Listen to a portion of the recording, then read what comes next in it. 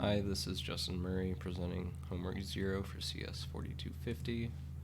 I edited lines random 2, so you can see it compiles, and this is it running.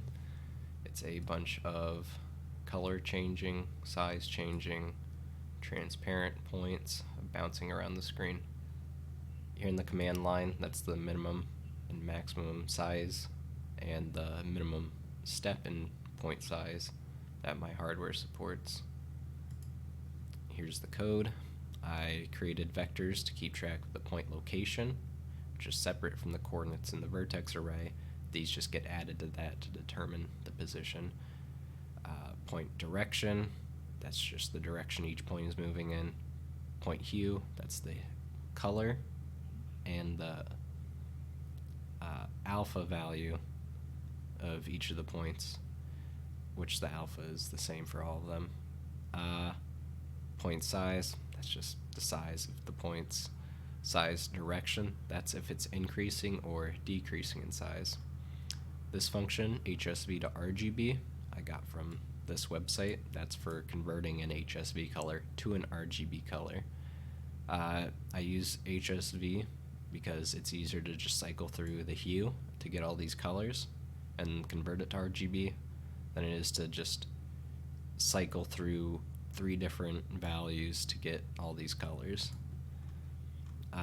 Here's where I get the point range and the point step values, and on this line I actually set the minimum point size to about 1/3 of the max so that the points never hit 0 and disappear. It just looks nicer. I create distributions for setting the initial size, color, and direction of all the points randomly.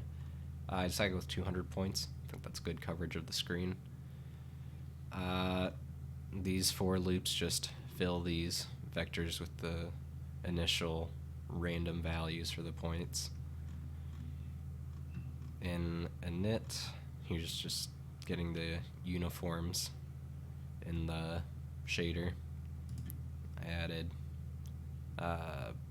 location transform and point size. Location transform just gets added to the position. GL point size gets set to point size.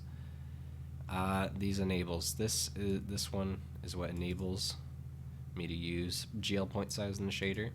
This enables smoothing of the points so that they're circles instead of squares. Blend allows the blending of the colors, and this one sets the blend function, which determines how the colors blend together. This one is just pretty normal blending. There are other effects you can get though. Here in display, this loop goes through all the points, updates its position based on its location and the direction it's moving in. If it's the edge of the screen, changes direction. This increments the hue of each point from 0 to 360, and then it takes that hue and an HSV value, turns it into RGB, and sends that to the shader. This increments or decrements the size of the points. If the point hits its max size, it starts decrementing. If it's the minimum size, it starts incrementing again, and then draws the point, starts over. This idle function, it just sets the redisplay flag so that it constantly redisplays and redraws, updates the positions and everything so that they move. And I set that idle function right here in main. And I changed the window size and stuff. Here's the HSV to RGB function that I got off that website.